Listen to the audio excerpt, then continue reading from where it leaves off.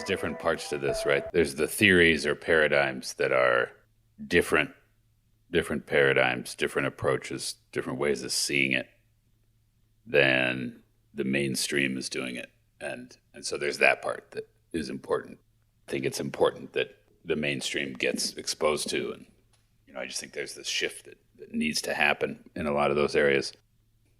Meaning just kind of common, like I've said, like the tensegrity thing. It's not even quantum physics. It's classical physics.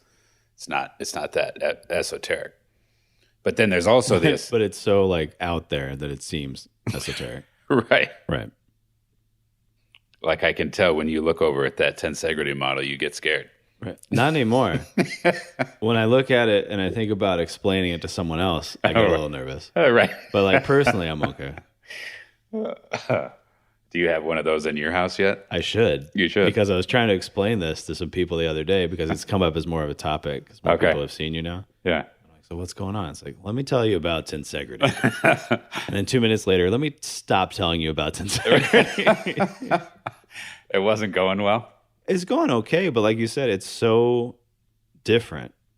It's so not the norm that it's difficult to break through that cloud of existing understanding. Yeah. So it's like you can, and it's people that are interested in it even. It's not like I'm talking to strangers about it. Mm-hmm. So someone like usually talks to me and is like trying to understand what I'm saying. And it's like I tried to preface it. It's like, so there's an understanding you have that's like really widespread and really like nailed in deep, and it's wrong. And like that's kind of like, where it starts from. And like, let me tell you what an alternative is, or like what part of the existing, what part of, just like you said, like classical physics is going on in your body. And I try to like explain like, so if you think about all your bones being stacked on top of each other, it would make sense that eventually things would wear down because it's just your body. It's like, but the people I talk to, they all play basketball. So I'm like, You're more like a basketball than you are a stack of bricks. And like your body is naturally trying to be lifted up. And it's not just you fighting against gravity. Like your whole body is working to lift your skeleton up into the air to an extent, right? And because you have a knee problem doesn't mean that you're old. Because you have trouble walking doesn't mean like you've aged. It's because some other structure isn't working as it should, and the consequence is you have knee pain. And that is really hard for anyone to see or to hear. It's like and we all do this, we identify with the separation we have from a part of ourselves. So like if you feel you have a knee problem, you're going to avoid that knee to an extent, and you're going to assume that's how it is.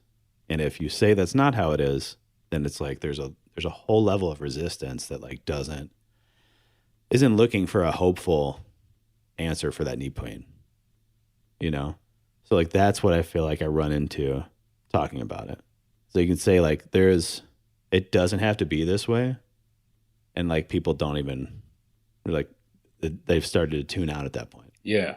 So that's and my latest and probably only attempts to talk about it outside of the podcast or outside of talking to you or to Sky. I can talk to Sky about it, but it's like, no, I am too identified with how I feel now to think that there's an alternative, because I have such a narrative built about how I got here. Yeah, it's really hard to the presuppositions are there and they're just assumed, and so then anything you say is compared against those. Right. To say, okay, just let's just start blank slate here with no presuppositions. We can't really do it. We have to kind of undo the... Right. I mean, that's an existential threat, though. Yeah, right. It's not just a presupposition, it's an identity. Which is this whole thing of beginner's mind and Zen and, all this stuff where it's, if you're gonna have an open mind, you can't, as soon as you take a perspective, you've limited your, right. your scope. And then you're stuck within a certain set of parameters, and there's a place for that. But we live our lives stuck in those. Right. No, and the whole idea of awakening, enlightenment is you can truly come out of those, or to the extent you come out of those, you experience a sense of beingness and freedom. I mean, that's the whole game. Yeah. To the extent that you feel unwhole or disconnected from yourself, from life, et cetera, it's because you've closed your mind off from certain stuff. And again, there's a place for focusing. There's a place for paying attention to certain stimuli and ignoring others when you're performing a certain activity or something. Right. But to the extent that you do that, habitually or in a fixed way, you're just alone by yourself. Right. And it's such a simple thing to say that, but it's, like we were talking about in the previous one, we all we sort of find ourselves already having made infinite closures in our mind. Right. And then when we come across this idea that, well, you're only suffering because you've closed your mind, it's like, well, go fuck yourself. And right. I'm done talking to you now. Yeah.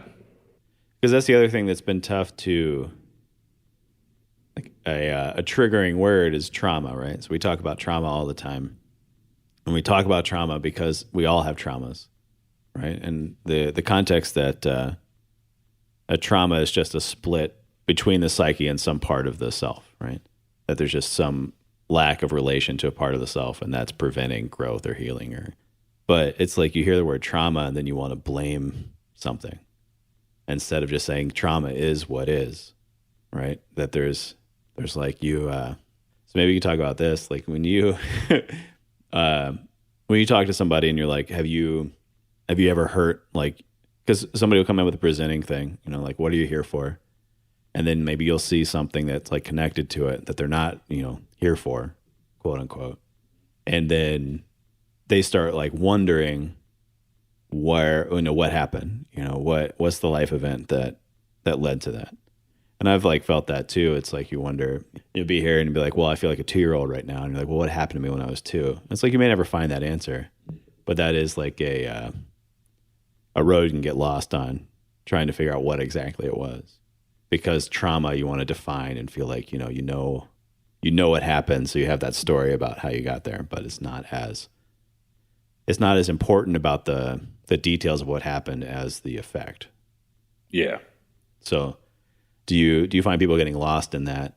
How do you kind of steer away from that? To like accepting, because the whole thing is like you have to accept that you have this trauma, right? And you have to like see what that split is and then just be with it, right? And like worrying about how the trauma got there is one way of avoiding accepting that it's there, Right. That idea of chasing after the snake that bit you. Right. So you can get bit again. But this time I know. Yeah, there's different parts of that come to mind. As far as in a clinical situation, steering someone away from that, that varies. Sometimes it's very intense, the fixation a person has on the narrative, the details, the desire to be validated around here's why I feel so fucked up, Mm-hmm.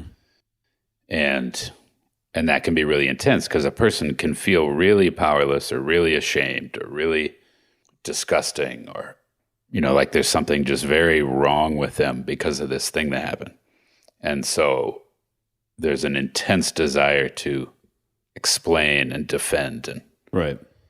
And that's a valid desire in the person, but it's also can be quite defensive.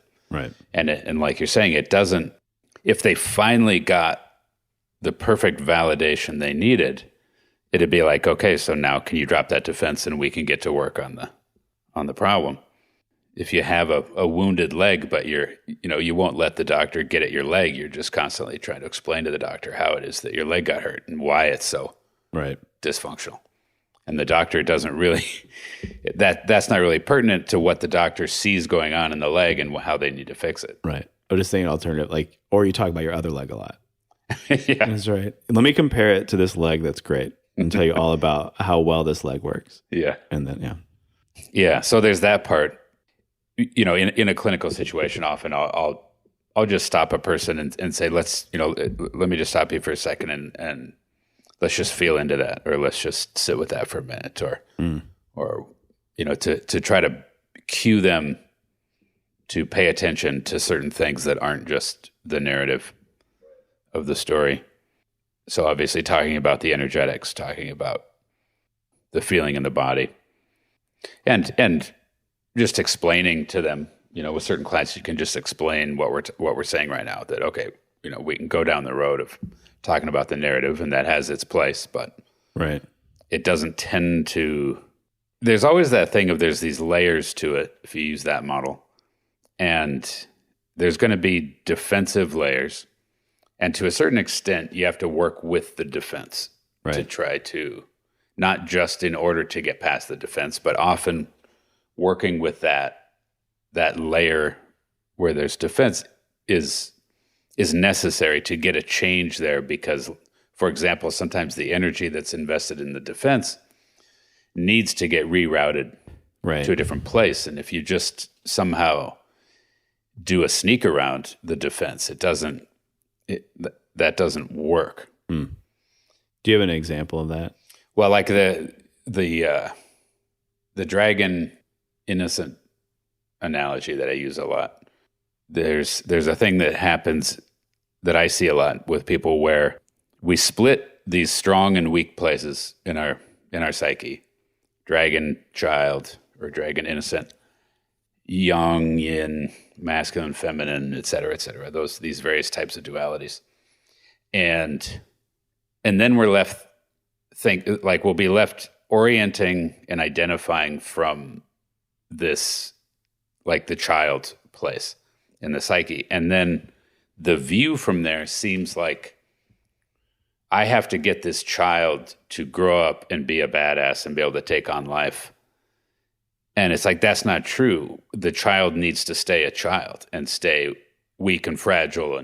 And it's actually the dragon that needs to take care of the child. It's your angry, fierce, out of control, wild, psychotic dragon that needs to get organized, harnessed, tamed, and needs to join forces with the child and protect the child, which is a very, very different thing. In the same way that the dragon doesn't need to become a child. The dragon doesn't need to become this soft, fragile, innocent thing. It's supposed to be a dragon. And I think we make that mistake so often, and it's confusing because, for example, your typical males are dragons, the strong male and the weak female, or the, damsel in distress type of stereotype. And it's like, okay, we've moved past that, and we're recognized, more and more over time that, okay, a male has both masculine and feminine, so does a female.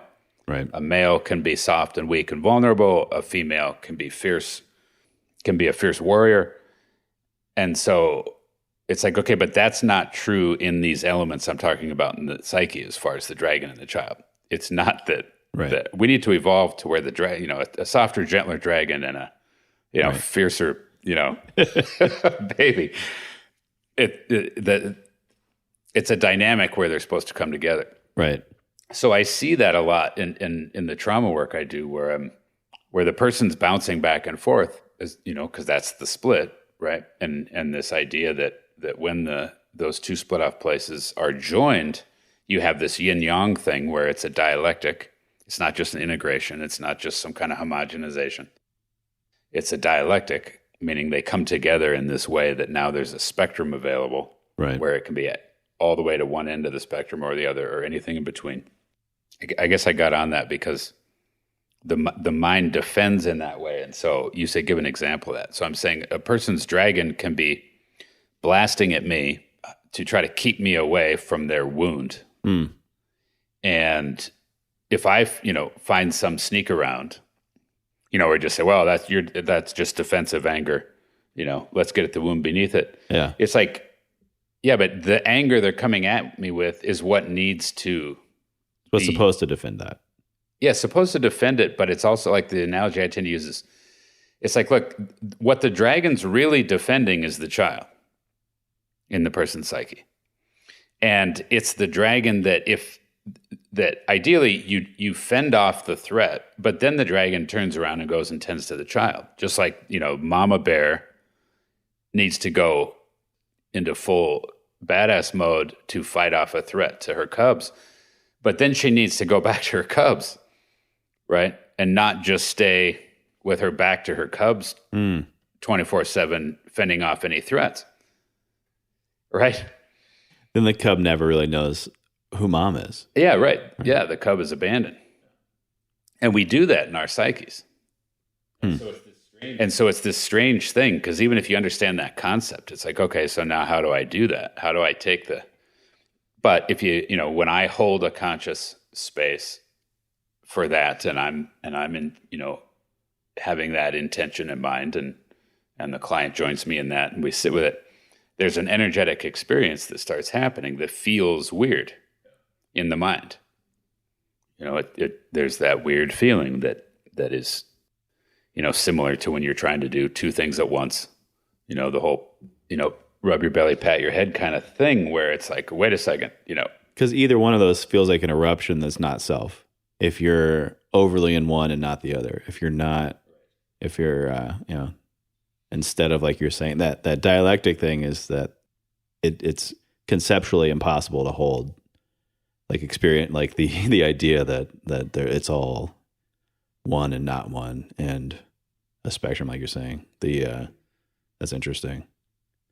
And just, I could feel the idea of like a frantic bear, like fighting constantly all the time, and like a cub just like sitting, just wandering like, who is that bear?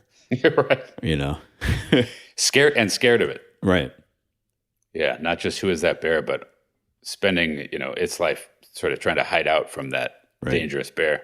Right. So instead of that sneak around, because what you're saying, you see this dynamic, right? You're working with a client and you're like, I see the cub over there. We're not talking about the cub because the bear is pretty intense right now. Yeah. And if you were to just say, what about that cub over there? Because the cub's hidden in a way, not consciously, but may not be aware of that dynamic within themselves as far as what's being protected by being hidden or not acknowledged. So you could point to that. That's probably going to trigger the bear in some way to insist that, like, that's not really the case. Right.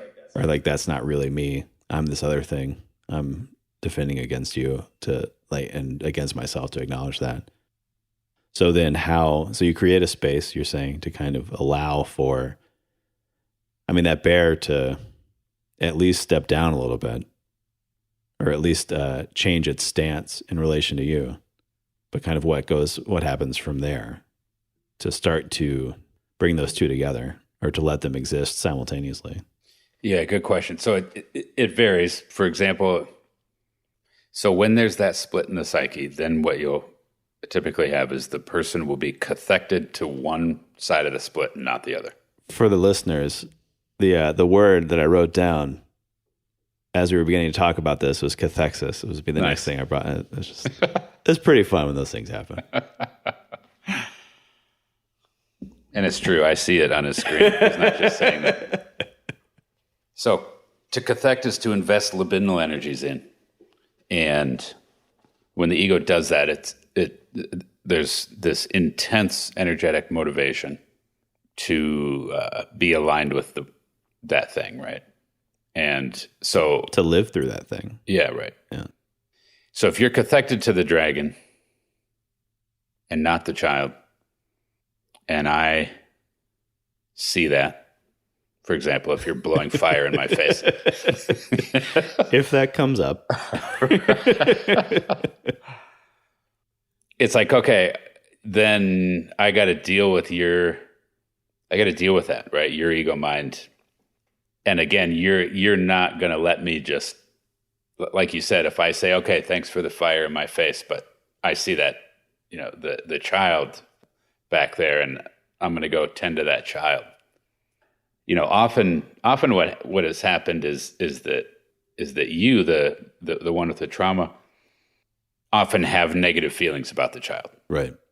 you've disowned it. You've split it off for a reason, because you think it's pathetic, because you think it makes you, weak or unsafe. You felt you've had to overcome it. Yeah, right. Right. Yeah.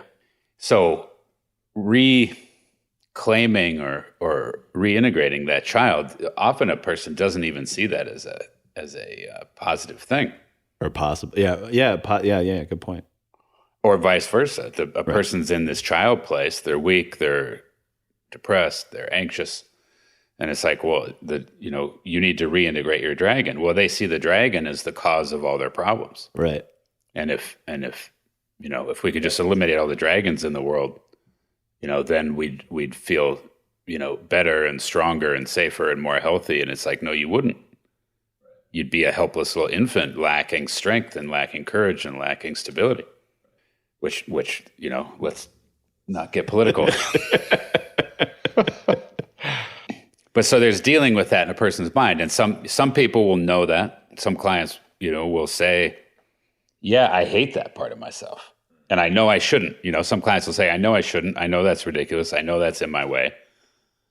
But I can tell. But that hasn't helped you. I hate that place. Yeah. Some clients don't know they hate that place.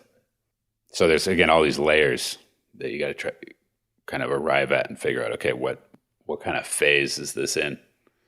But so, yeah, I got to typically engage the place that they're connected to. And it'll depend. Sometimes the dragon just needs to get witnessed, held, contained, mirrored. Because as that happens, the person starts becoming, let's say, as far as with the dragon, more and more conscious of the dragon. And anytime they're more conscious of something, then their ego's less and less identified with it. And so it starts to create space. It starts to undo the split, because the split is, this part's important. The split isn't the natural state. It's not the true state. It requires effort and energy to maintain it, right? It's like gravity or something, that there's this tensional pressure that is trying to bring the split together at all times. So when you start to become conscious as the dragon and give a little space, it's like, oh shit, here comes the child. Yeah. It just starts to show up. And then that's this thing in our psyche where, it can, there's that weird thing where we can think we want to be seen and heard and validated. And so if I'm triggered and angry and yelling at you, and then you really hold space and really hear and feel that I'm angry, and you really get it, and you really relate to me in a way where I can tell he really understands that I'm angry and why, and he's holding space for it, and he's validating it. And it's like, and as that starts to happen, often it's like, oh shit, it's too, you're doing it like too well, because now I'm not just angry. Yeah, right. It starts to create this space, and immediately the person starts to become aware of the flip side of that. Mm. And often people will literally try to get out of that dynamic that was happening. Yeah. That was actually in their favor, in order to reestablish, no, I'm angry and you're not hearing me. Funny. Because my pattern is more to not be heard, right, and then to be pissed about it. And so, quit fucking hearing me over there. Right. Or I'm going to go talk to someone who doesn't hear me so that I can stay in my comfortable pattern. If you want to learn more about the Dimension Approach, please visit dimensionapproach.com.